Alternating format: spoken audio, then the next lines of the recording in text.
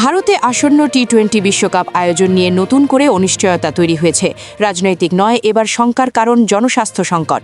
ভারতের বিভিন্ন অঞ্চলে প্রাণঘাতী নিপাহ ভাইরাসের সংক্রমণ ছড়িয়ে পড়ায় আন্তর্জাতিক মহলে উদ্বেগ বাড়ছে এবং এমন পরিস্থিতিতে বিশ্বকাপ আয়োজন ভারতের বাইরে সরিয়ে নেওয়ার দাবি উঠতে শুরু করেছে।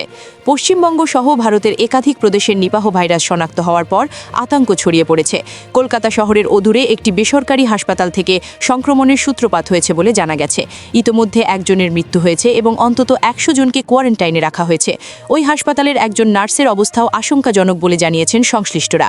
ভারতের স্বাস্থ্য কর্তৃপক্ষ পরিস্থিতি নজরদারিতে রাখলেও all India institute of medical sciences এর সভাপতি ডাক্তার নরেন্দ্র কুমার আশঙ্কা প্রকাশ করে বলেছেন, নিপাহ ভাইরাসে আক্রান্তের সংখ্যা 100 থেকে 200 জনে পৌঁছাতে পারে।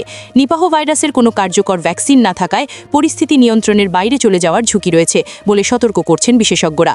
তাদের মতে পরিস্থিতি অবনতির দিকে গেলে এটি কোভিড-19 মতো সংকটেও রূপ নিতে পারে। সংক্রমণ বাড়ার খবরে এশিয়ার একাধিক দেশ সতর্ক অবস্থান নিয়েছে।